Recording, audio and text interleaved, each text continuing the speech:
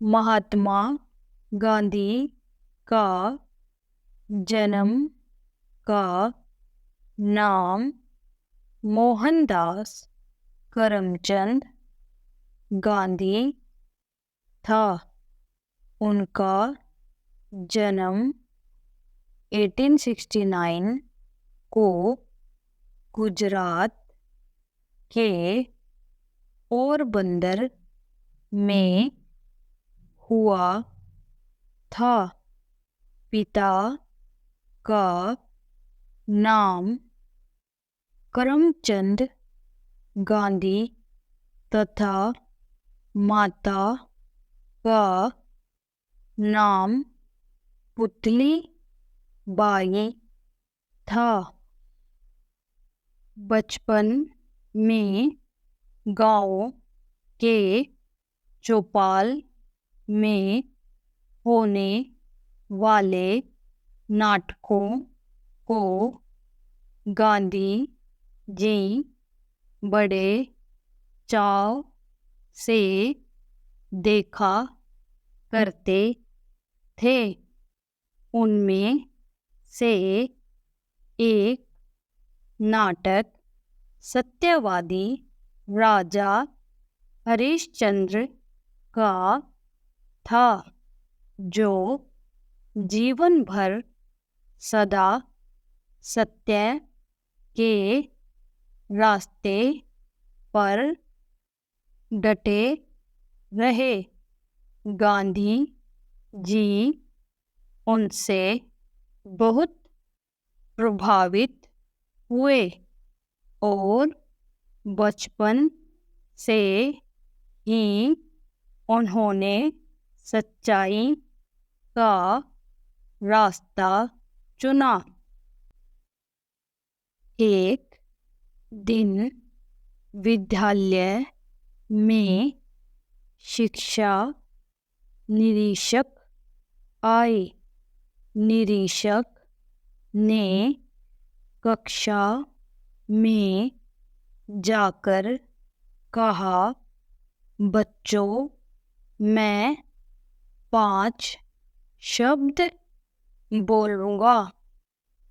तुम्हें सुनकर अपनी स्लेट पर उन्हें लिखना है। कक्षा के शिक्षक मन ही मन चिंतित थे।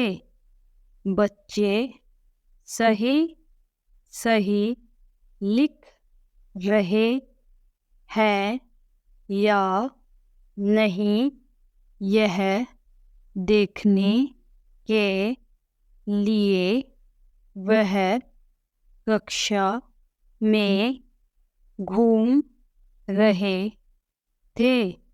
उन्होंने देखा कि मोहनदास ने एक शब्द कैटल गलत लिखा था। शिक्षक नहीं चाहते थे कि उनकी शिक्षा पर कोई सवाल उठाए, इसलिए उन्होंने मोहनदास से धीरे से कहा, पीछे वाले लड़के का देखकर इस शब्द को सही कर लो। यह कहकर शिक्षक आगे चले गए। निरीक्षक ने कुछ बच्चों के स्लेट देखे और फिर चले गए। शिक्षक ने देखा कि मोहनदास ने कैटल शब्द सही नहीं किया था। उन्होंने झिड़कते हुए मोहनदास से कहा, तुम देखकर भी सही नहीं लिख सकते हो? नहीं श्रीमान, मैंने देखकर नहीं लिखा है, मोहनदास ने कहा। क्यों? मैंने तो तुमसे कहा था कहा था ना। जी श्रीमान, आपने कहा था, पर नकल करना तो गलत होता ना। आप मुझे पुनः आज सिखा दीजिएगा, जिससे मैं ठीक लिखूंगा।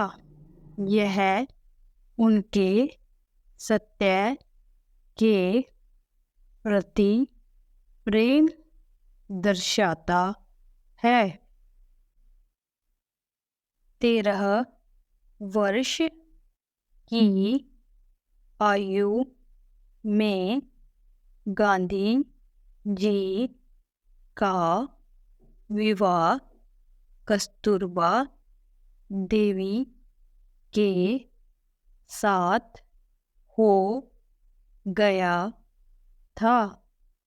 उसके बाद वह वकालत की शिक्षा ग्रहण करने इंग्लैंड चले गए।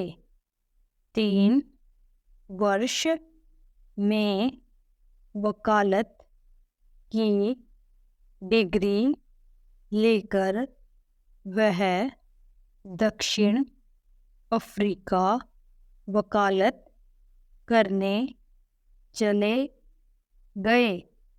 वहाँ उन्होंने चमड़ी के रंग के आधार पर लोगों में घोर भेदभाव देखा।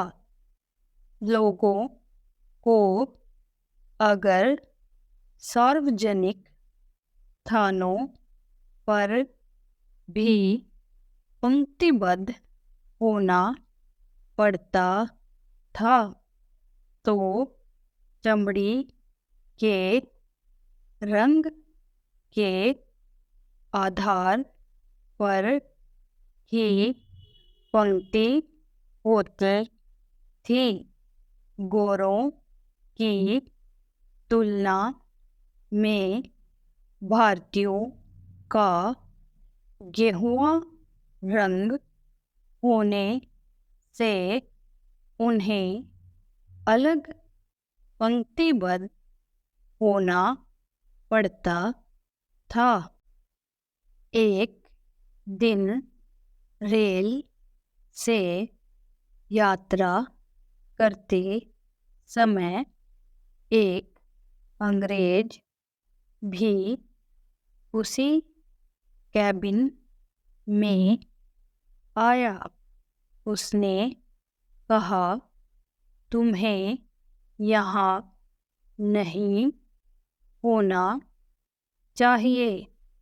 गांधी जी ने नम्रतापूर्वक कहा, क्यों श्रीमान, मेरे पास भी प्रथम दर्जे का टिकट है, जो मुझे इसमें यात्रा का अधिकारी बताता है। आग बबूला होते हुए उस व्यक्ति ने कहा जिसकी चमड़ी का रंग गंदा हो, मैं उसके साथ यात्रा नहीं कर सकता। उन लोगों ने तुम्हें टिकट दिया कैसे?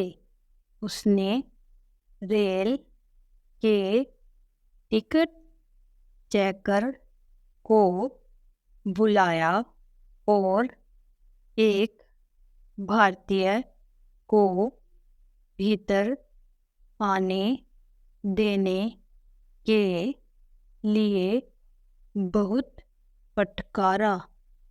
टिकट चेकर ने फिर गांधी जी का कोई तर्क नहीं सुना और अगले स्टेशन पर रुकते ही उन्हें सामान के साथ नीचे उतार दिया।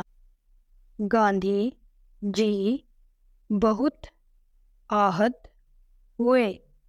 उन्होंने सोचा कि एक सभ्य शिक्षित वकील की यह दशा है तो गरीब और अशिक्षित का क्या हाल होता होगा। तभी से उन्होंने समान अधिकारों के लिए आंदोलन प्रारंभ कर दिया। दक्षिण अफ्रीका के युवकों की सोच बदलने के लिए उनमें जागृति पैदा करने के लिए उन्होंने ढेरों भाषण दिए। बिना जाति भेद सबको समान अधिकार की महत्ता बताई। बहुत सारे लोग शांति और सद्भाव के इस आंदोलन के मार्ग पर चलने के लिए प्रभावित हुए। गांधी जी सदा कहा करते थे, एक ही वृक्ष की टहनी पर लगने वाले दो पत्ते कभी समान नहीं होते हुए भी एक दूसरे के विरोधी नहीं होते। सन 1915 तक गांधी जी स्वदेश लौटने का मन बना चुके थे। अंग्रेजों से स्वतंत्रता प्राप्ति का संग्राम उस समय भारत में छिड़ा हुआ था। भारत लौटने पर गोपाल कृष्ण गोखले ने पहले उन्हें भारत भ्रमण करने को कहा, जिससे उन्हें भारत को समझने तथा लोगों में स्वतंत्रता प्राप्ति की इच्छा जगाने का मौका मिलेगा। गांधी जी साल भर तक भारत भ्रमण करते रहे। गांव में जाकर किसानों से मिले। उन्होंने भारत की गरीबी को बहुत नज़दीक से देखा। लोगों के पास तन ढकने को वस्त्र नहीं, पेट भरने को अन्न नहीं था। सारा पैसा अंग्रेजी सरकार को कर चुकाने में ही समाप्त हो जाता था। कई जगह अन्न पैदा करने की उन्हें अनुमति नहीं थी। किसान केवल नील रंग और कपास की ही खेती कर सकते थे। गांधी जी को यह सब देखकर बहुत धक्का लगा। उन्होंने विदेशी कपड़े का परित्याग कर हाथ से बुना सादा कपड़ा पहनना प्रारंभ कर दिया।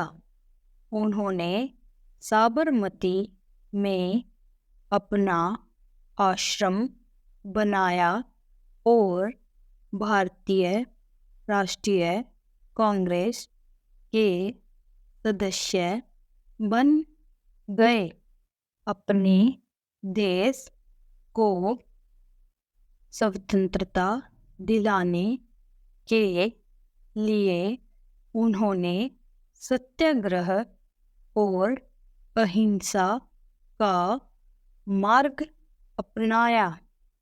उन्होंने अंग्रेजी सरकार का विरोध किया, उपवास किया और शांति यात्रा निकाली। दांडी मार्च उनमें से एक है, जिसे नमक आंदोलन भी कहा जाता है। इस आंदोलन में साबरमती से अपने अनुयायियों के साथ उन्होंने 24 दिनों तक दांडी पहुंचने तक पैदल यात्रा की थी। नमक पर लगाए गए कर का विरोध किया था। उस समय उनके साथ चलने के लिए जन सैलाब उमड़ पड़ा था। कई बार उन्हें जेल जाना पड़ा, पर उन्होंने अहिंसा का साथ नहीं छोड़ा।